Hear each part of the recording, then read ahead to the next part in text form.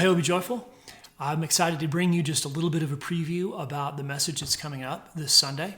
We're in the second part of our Advent series, and the theme this Sunday is the promise of the Messiah. So we're looking back to see how the prophets drew a picture of the Messiah for us, our rescuer, specifically of Jesus himself, so that we could look and recognize him, and that the Hebrew people could look forward to the day of hope, that day when he would arrive.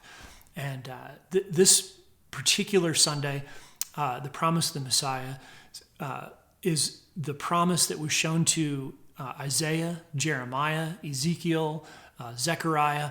All of those prophets brought up a name for the Messiah that is kind of unique. We don't see it very often or hear much about it. And it's this, it's the righteous branch.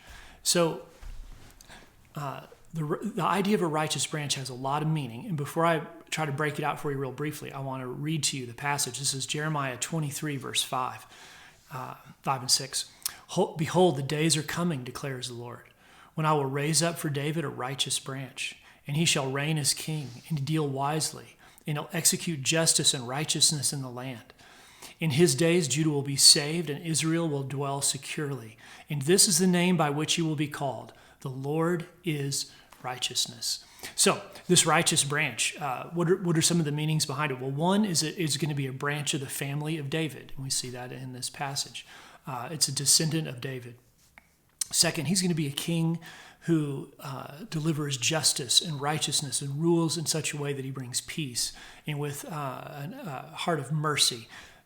Really important things about what the Israelites needed so badly because they were ruled so poorly at that time.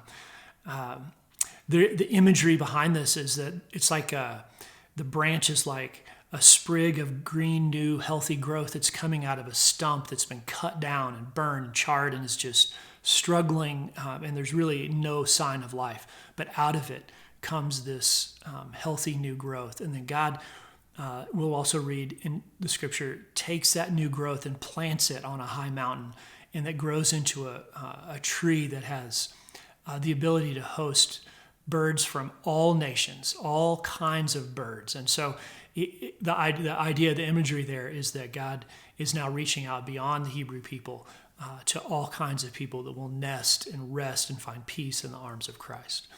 And I think it's interesting, and I'll close with this thought, that that righteous branch, it would become such a powerful tree, would also be the righteous branch, the righteous Redeemer who is nailed to a tree himself in order to redeem us. So really cool things to think about. I hope that you will join us. See you then. Okay, bye-bye.